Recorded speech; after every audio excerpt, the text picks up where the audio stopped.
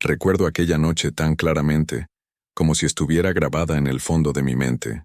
Cada vez que paso junto a un callejón oscuro, o incluso escucho las palabras escondidas, vuelve a mí arrastrándose. Esa noche de octubre en la que todo cambió.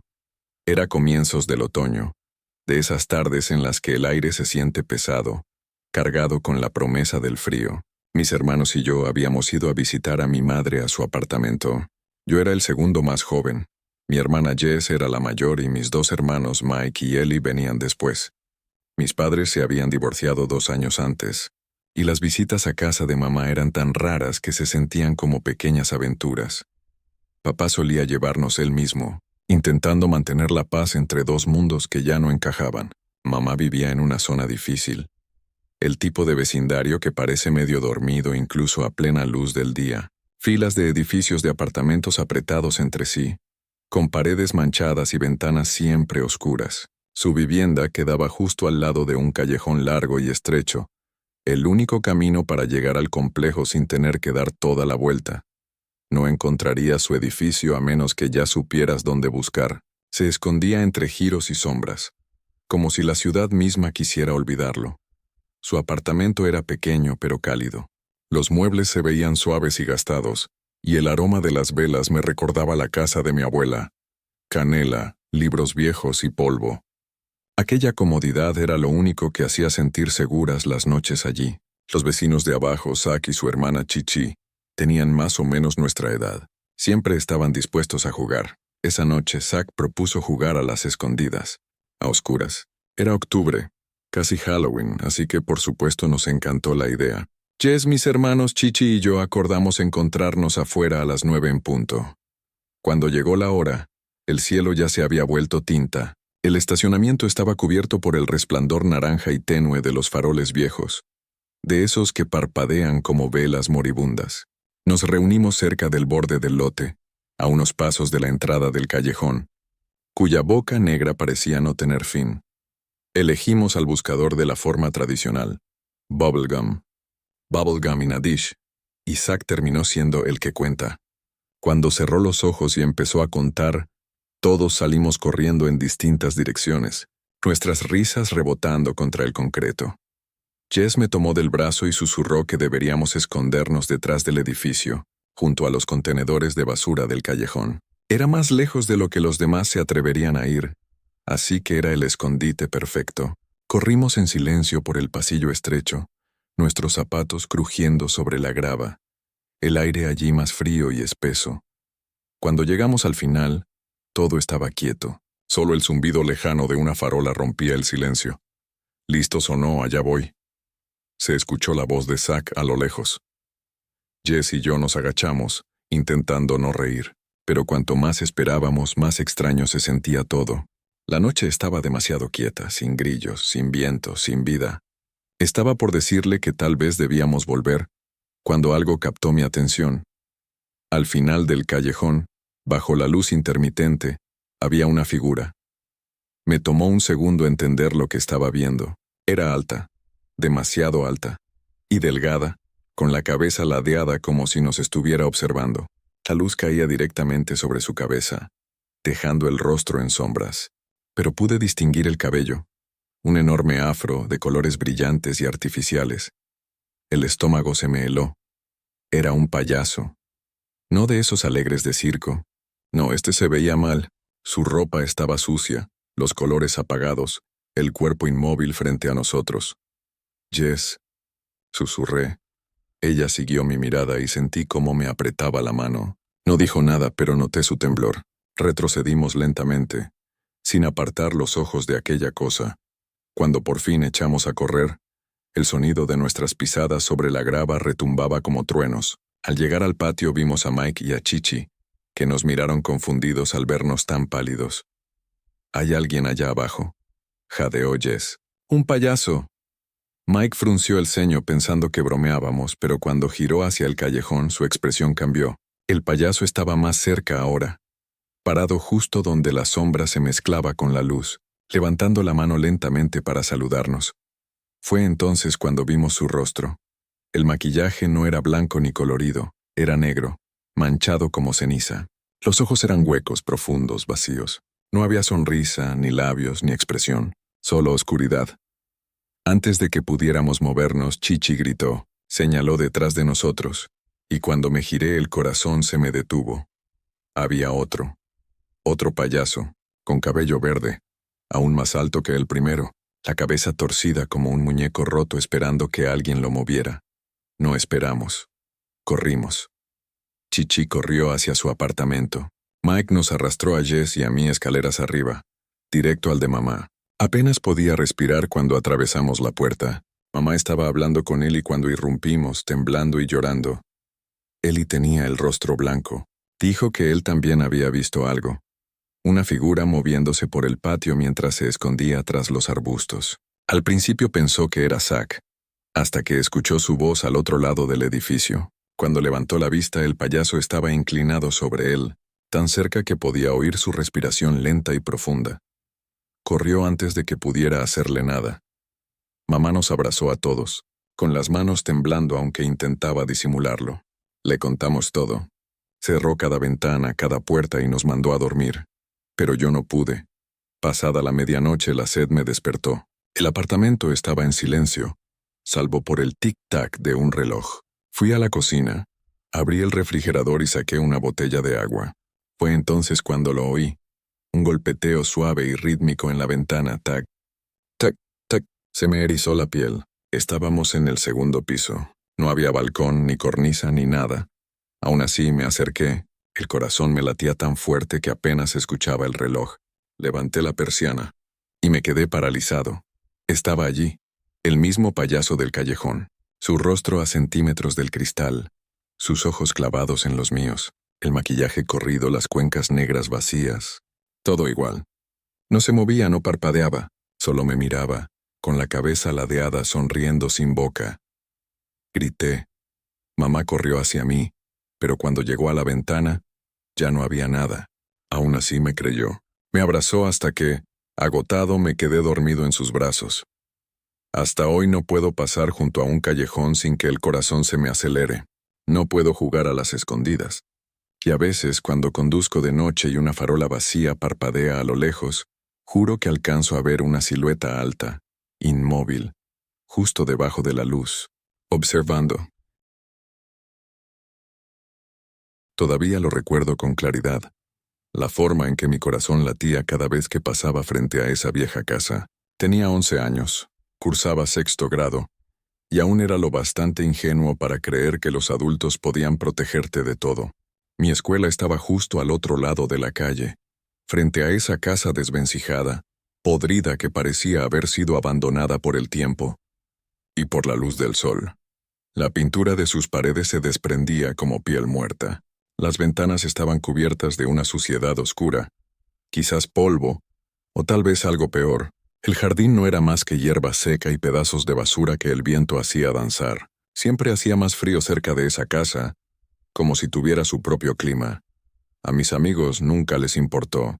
Cada tarde, al salir de clases, señalaban la casa y se reían, desafiándose entre sí para ver quién se atrevería a caminar más cerca del portón. Yo siempre les decía que pararan, que tal vez alguien vivía allí, que podían escucharnos. Ellos rodaban los ojos y se burlaban, llamándome gallina, y para ser sincero no estaban equivocados. Me aterraba ese lugar, y más aún lo que pudiera vivir dentro. Al principio pasar frente a ella no era tan malo, solo bajaba la mirada y caminaba rápido. Pero cuando llegó octubre todo empezó a cambiar. El aire se volvió más frío, más afilado. Las hojas crujían bajo mis zapatos y mis amigos comenzaron a quedarse en los programas después de clases. Eso significaba que debía caminar solo, y ahí fue cuando las cosas comenzaron a ir mal. Era la segunda semana de octubre, una tarde gris en la que las nubes colgaban bajas como papel mojado. Recuerdo que apreté con fuerza las correas de mi mochila cuando me acerqué a esa casa. Y entonces lo vi. Alguien, o algo, estaba de pie junto a una de las ventanas. No se movía, no saludaba, solo estaba ahí mirándome. La figura era inmóvil y oscura, apenas una sombra tras el vidrio sucio. Me quedé paralizado esperando que se moviera, pero no lo hizo. Sentí su mirada atravesarme mientras apresuraba el paso. Esa noche no pude dormir. Cada vez que cerraba los ojos veía esa ventana, esa forma inmóvil, esos ojos, o lo que imaginaba que eran ojos siguiéndome. Los días siguientes volvió a pasar. Cada tarde al pasar frente a la casa la misma silueta estaba ahí, silenciosa, inmóvil, observando. Les conté a mis amigos, pero solo se rieron. «Seguro es algún viejo tratando de asustarte antes de Halloween», dijo uno. «O una decoración». Pero en el fondo yo sabía que no era eso. La semana antes de Halloween, el sol ya se escondía cuando emprendí el camino a casa. Todo tenía un tono oxidado, cubierto de sombras. Podía sentir algo extraño en el aire, como si la calle entera contuviera el aliento. Y al girar la esquina, me detuve. Había alguien en el porche, alto, delgado, demasiado quieto para parecer normal. Su cabeza se inclinó apenas, lo suficiente para que supiera que me estaba mirando. Mi piel se erizó, pero fingí no notarlo.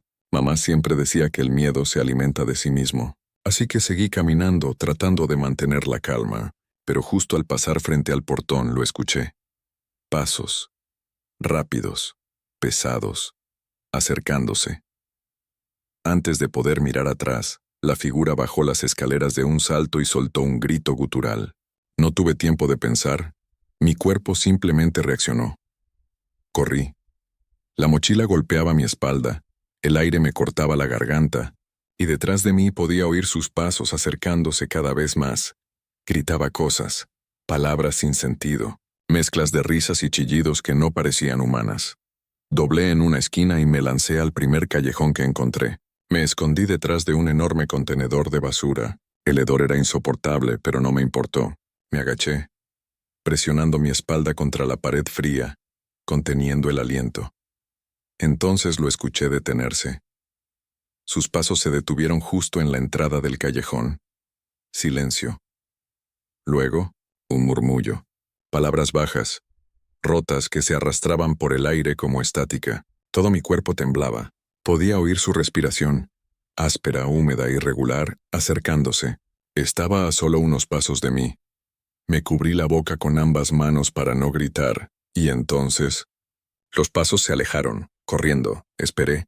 No sé cuánto tiempo, quizá minutos, quizá una eternidad. Solo cuando el silencio volvió a llenar la calle, me atreví a moverme. Salí corriendo a toda velocidad hasta llegar a casa, jadeando con el corazón a punto de estallar. Cuando abrí la puerta, mis padres se giraron sobresaltados. Intenté explicar lo ocurrido entre sollozos. Mi padre tomó el teléfono y llamó a la policía. Llegaron 20 minutos después. Me hicieron contar todo paso a paso y les dije qué casa era. Tomaron notas, asintieron y prometieron investigar. Al día siguiente regresaron, y lo que dijeron no tenía sentido. Nadie vivía allí. La casa llevaba años vacía, tapiada, condenada, abandonada desde que el último inquilino murió dentro, más de una década atrás. Dijeron que probablemente era un vagabundo, alguien que se metió a asustarme, pero yo sabía lo que vi, esa forma, esa manera de moverse, esa risa inhumana cuando me perseguía. Eso no era un hombre. Durante semanas tuve pesadillas. Despertaba empapado en sudor, escuchando pasos fuera de mi ventana. Ahora tengo 22 años. Aún tomo el camino largo para evitar pasar por casas viejas, porque a veces, cuando el viento se detiene y la noche se vuelve demasiado silenciosa, siento esa misma presencia mirándome. Y juro que si alguna vez vuelvo a pasar por esa calle, lo veré otra vez, de pie tras la ventana, esperando que vuelva a pasar. Crecí en un pequeño pueblo escondido en lo más profundo del campo polaco, el tipo de lugar donde el tiempo parece haberse detenido. La vida allí transcurría despacio, atada a las viejas tradiciones y a creencias aún más antiguas. Éramos gente devota, y cualquier cosa que siquiera susurrara lo sobrenatural se consideraba impía. Halloween, en especial, era mal visto. Los mayores lo llamaban la Noche del Diablo, una costumbre extranjera creada para invitar a la oscuridad a nuestras casas. Aún así, en los últimos años algunas viviendas habían empezado a colocar calabazas en los porches. Unas pocas incluso las tallaban en grotescas sonrisas. aunque lucían fuera de lugar bajo nuestros cielos grises y los campos cubiertos de niebla. En ese entonces tenía una costumbre: salir cada noche a pasear con mi perra, Susie. Era grande, fuerte, una mezcla de pastor con una energía inagotable y un carácter difícil. De día era imposible sacarla. Ladraba, perseguía ciclistas, intentaba morder a los niños. Por eso siempre la sacaba después del atardecer. A las 8 de la noche, el pueblo ya estaba envuelto en una oscuridad casi total. Afuera el silencio lo devoraba todo. Sin las farolas viejas titilando a lo lejos, no se veía más allá de unos pocos pasos. Aquella noche, el aire era frío y olía a hojas húmedas. Decidí seguir nuestro camino habitual, una carretera estrecha que unía la pequeña tienda del pueblo, cerca de mi casa, con la vieja iglesia en el extremo opuesto. El trayecto no duraba más de 10 minutos, con un bosque a un lado y un criadero de caballos al otro. De día todo parecía normal, pero de noche, ese camino se convertía en un pasillo de sombras. Casi nunca se cruzaba a nadie después del anochecer, y eso me gustaba. Me agradaba la soledad, el crujido de las hojas bajo mis botas, el sonido del viento entre los árboles. Era tranquilo, reconfortante, o al menos solía serlo. Caminaba distraído, con la correa suelta en la mano cuando Susie se detuvo en seco. Su cuerpo se tensó, los pelos del lomo erizados. Luego, sin previo aviso, comenzó a ladrar furiosamente. Un sonido profundo que retumbó en la carretera vacía. Mi corazón dio un vuelco. Pensé que tal vez sería un animal, o algún ciclista que pasaba, pero no se oía nada, no se veía nada. Solo Susie, mirando fijamente hacia la masa oscura de árboles junto al viejo establo del sacerdote. Ese establo siempre me había dado mala espina. Había pertenecido a la parroquia décadas atrás, mucho antes de que yo naciera, pero estaba abandonado desde la muerte del cura. Las tablas de madera estaban deformadas y ennegrecidas por los años, el techo cubierto de musgo, medio derrumbado. Nunca había nadie acercarse a él. Simplemente estaba ahí, mudo, olvidado, casi devorado por el bosque. Los ladridos de Susie se volvieron frenéticos. Tiraba de la correa, gruñía, mostraba los dientes. Intenté calmarla en voz baja, pero no me escuchaba. Fue entonces cuando lo vi. Al principio pensé que era una ilusión. Había una forma pálida junto al borde del establo, algo que brillaba débilmente bajo la luz de la luna. Entrecerré los ojos y sentí como el aire se me congelaba en el pecho. No era una sombra, era un hombre. Estaba de rodillas, inmóvil, mirando en mi dirección. Su postura era antinaturalmente rígida, la espalda recta como una tabla, las manos descansando sobre los muslos. Su ropa, si era ropa, parecía completamente blanca, casi luminosa contra la oscuridad que lo rodeaba. Me quedé paralizado. Por un instante traté de convencerme de que era un reflejo, una bolsa enganchada en las ramas, cualquier cosa menos una persona. Pero cuanto más miraba, más real se volvía. Aquella figura existía, y me observaba. Un escalofrío me recorrió entero. El silencio se volvió pesado, espeso, como si el aire mismo se hubiera endurecido. Susie ladraba tan fuerte que se ahogaba, pero el hombre no se movía, no parpadeaba, solo seguía allí, arrodillado con la túnica blanca agitándose apenas con el viento. Algo dentro de mí gritó que debía irme. Tiré de la correa, pero Susie se resistía gruñendo, las patas firmes contra el suelo. Tuve que sujetarla del arnés y arrastrarla con fuerza por la carretera. No me atreví a mirar atrás hasta ver el resplandor anaranjado de las lámparas del cementerio. Junto a la iglesia, un pequeño grupo de personas conversaba frente a la verja. Por un momento pensé en contarles lo que había visto. ¿Pero qué iba a decir?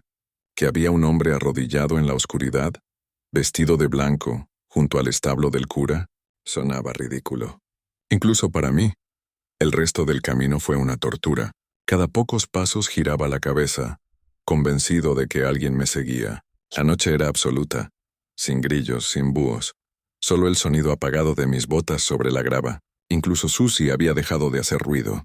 Caminaba recta, con las orejas pegadas y la cola entre las patas. Ni olfateaba. Solo avanzaba, como si supiera que algo nos observaba. Cuando por fin llegamos a casa, cerré con llave y me quedé quieto, escuchando. Nada. Solo el zumbido del refrigerador y el viento lejano entre los árboles. Pero la calma no duró. Pasada la medianoche, me despertó el sonido de sirenas. Al principio pensé que soñaba, hasta que vi las luces rojas filtrándose entre las cortinas. Me acerqué a la ventana. Eran camiones de bomberos. Iban hacia el camino de la iglesia, hacia el establo. El estómago se me heló. El fuego ardió durante media hora antes de extinguirse. A la mañana siguiente, las noticias locales informaron que el antiguo establo del sacerdote había sido destruido por completo. Decían que un grupo de adolescentes había entrado a hacer travesuras y, sin querer, había provocado el incendio. Los adultos solo negaban con la cabeza, murmurando sobre la juventud descuidada y las bromas de Halloween. Pero yo lo sabía. Yo sabía lo que había visto. El hombre de la túnica blanca no era un chico borracho. No reía, no se movía. Solo estaba ahí, arrodillado, observando, esperando. Su calma era lo más perturbador. Entre el momento en que lo vi y el inicio del incendio pasaron casi 6 horas. 6 horas. ¿Había estado allí todo ese tiempo? ¿Mirando? ¿Rezando? ¿Planeando? A veces pienso qué habría pasado si Susie no hubiera ladrado, si me hubiese acercado un poco más. Tal vez él se habría levantado, tal vez habría visto su rostro. Y cada otoño, cuando las noches se alargan y la niebla cubre los campos, evito ese camino, porque todavía puedo sentirlo. Ese silencio espeso, esa mirada invisible que se clava en la oscuridad. Fuera lo que fuera aquello que se arrodillaba junto al establo, no era humano, y no quiero volver a verlo nunca más. Recuerdo perfectamente aquella tarde de octubre. El aire estaba helado, con ese olor a tierra húmeda y hojas muertas que solo el otoño puede tener. Después de clases, mis amigos y yo decidimos ir al huerto de calabazas del pueblo. Era una tradición que esperábamos cada año, aunque esa vez algo se sintió distinto desde el principio. El sol apenas comenzaba a hundirse detrás de las colinas, tiñendo el cielo de un naranja pálido. Las hojas caídas crujían bajo nuestros pies mientras caminábamos entre los senderos cubiertos de ramas secas. El huerto era pequeño, pero estaba lleno de gente, familias riendo, niños corriendo con las manos pegajosas de caramelo, el aroma dulce del pan recién horneado flotando en el aire. Todo parecía tan normal, tan seguro. Tomamos una carreta vieja para cargar las calabazas. Había filas y filas de ellas grandes, pequeñas, torcidas, brillando bajo la luz dorada del atardecer. Kevin, mi amigo más imprudente, me dio un codazo y dijo sonriendo: «Apuesto a que no te atreves a ir por la más grande». Allá, al fondo, señaló hacia el extremo del huerto, donde las calabazas se mezclaban con un borde de árboles oscuros. Reí, fingiendo valentía, y acepté el reto. El sendero hacia el fondo era más estrecho. A cada paso, los sonidos del huerto, las risas, las voces, la música, se apagaban, hasta que solo quedaba el susurro del viento entre los árboles. El sol se hundía más, y las sombras se estiraban largas y frías. El aire olía a madera húmeda y algo más.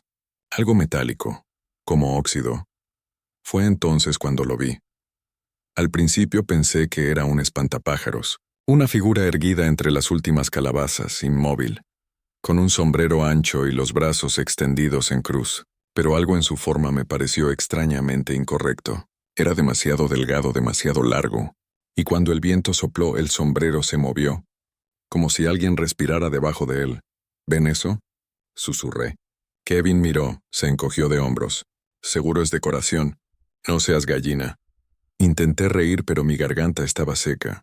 Me acerqué al enorme fruto anaranjado y lo tomé rápido, sin apartar la vista de aquella silueta.